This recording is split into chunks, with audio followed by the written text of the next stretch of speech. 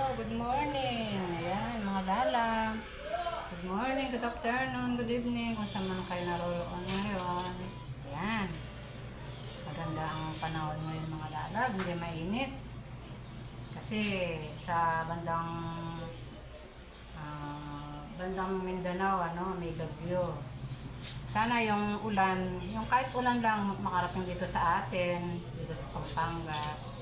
Para lumamig naman ang ating mga kapaligiran. Ayan. So, kumusta na kayo mga lalab? Ito, as usual, nandito naman tayo sa ating kusina.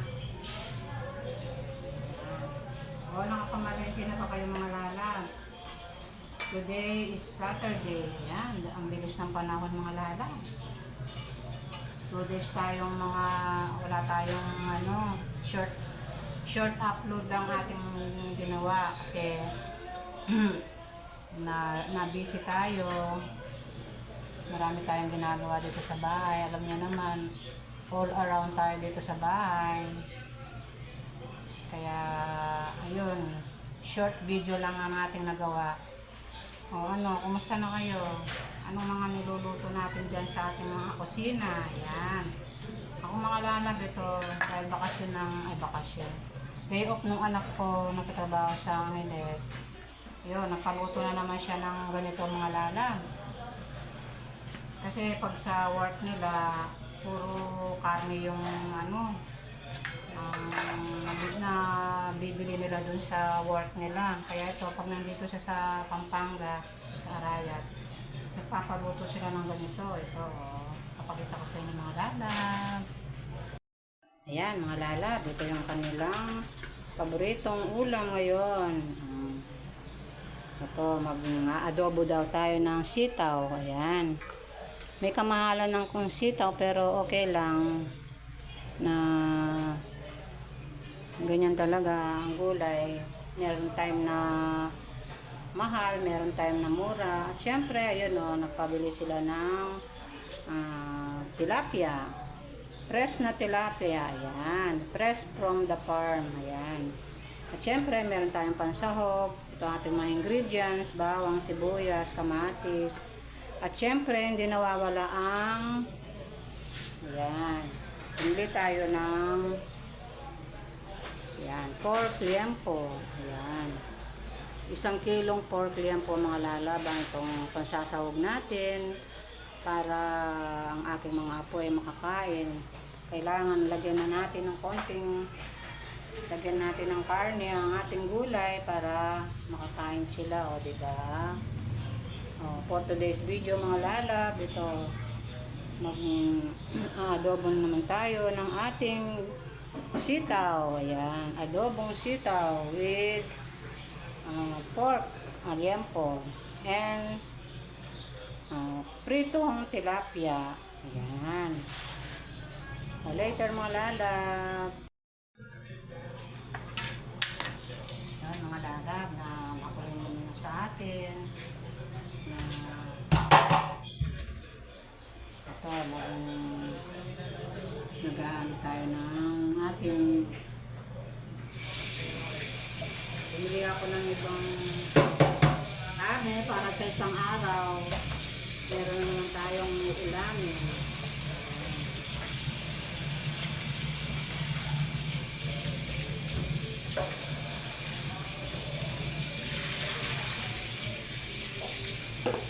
Bumili ako ng chicken breast. Ayan, mga lalab. Naka-ready na itong chicken breast ko. Bahala na sa isang araw kung itong nailuluto ko dito sa chicken breast na to.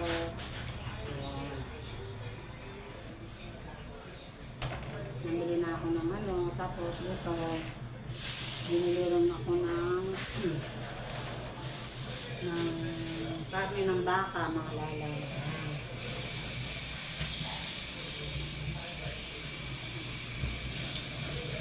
Bahala na kung ang luluto natin dito. Siya mga lala, puro naman siya. Baka i-stick na natin ng lipstick, gano'n. Ayan puro siyang laman mga lala.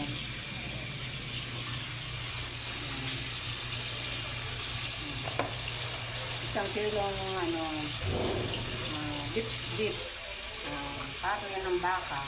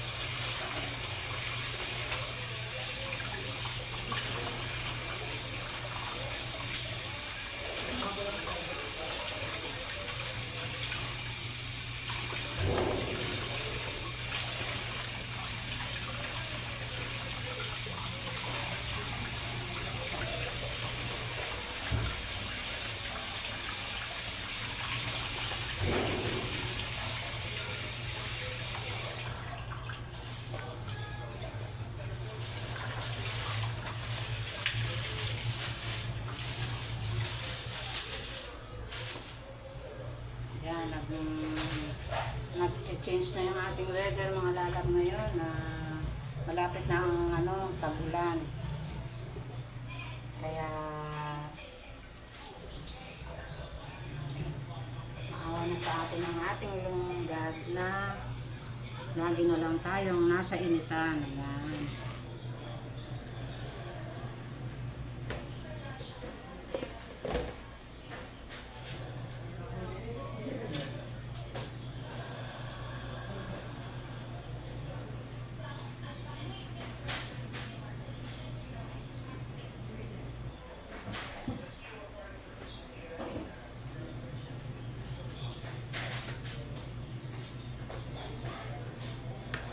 Lalagay natin dito yung ating biniling karne. I-ano natin, ikikip natin sa ating rep. Yan. Para sa isang araw, meron na naman tayong mailuluto. Ang ganda ng ating karne ng baka mga lalabo. Fresh na fresh siya. May kamahalan lang ang 1 kilo. Ito ang ganda. May kamahalan lang 1 kilo. 300 1 kilo. Sabagay, wala na tayong mura ngayon mga lalabo.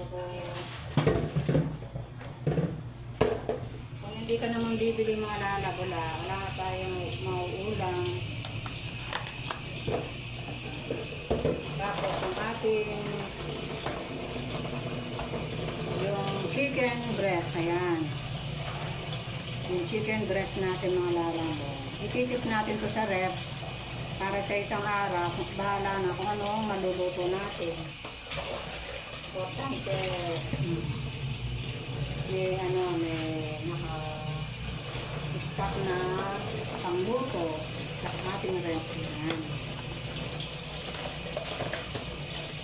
Pinikip ko ito sa ref mga lalab ito para sa isang araw meron na naman tayong mailuluto, diba?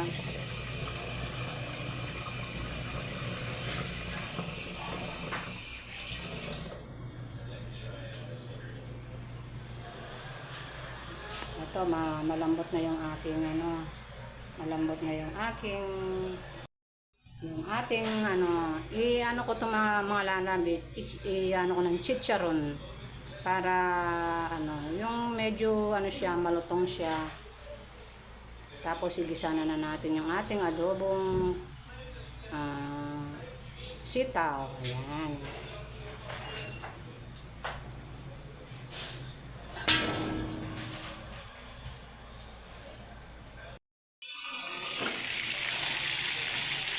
Ayan mga lalab, ito nagpipreso ako ng ating tilapia. Ayan. Share mo din sa ating adobong sitaw. Ayan. So yung ating pork gempo, ayan ginagawa ko ng chicharon para din sa ating adobong sitaw. Ayan. Makulimbo yung panahon natin ngayon mga lalab. May parating na bagyo sa atin.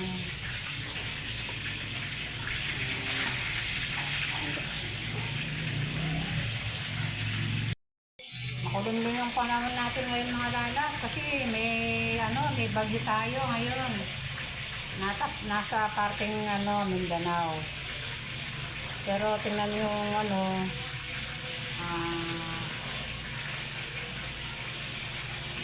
sabi sa balita maulan sa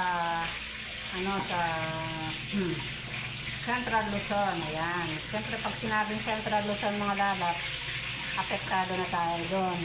Yung pag sinabi ng Central Luzon. Ayan. Sana ulan na lang ang makarating dito mga lalap para lumamig-lamig yung ating kapaligiran. Ayan, ating panahon.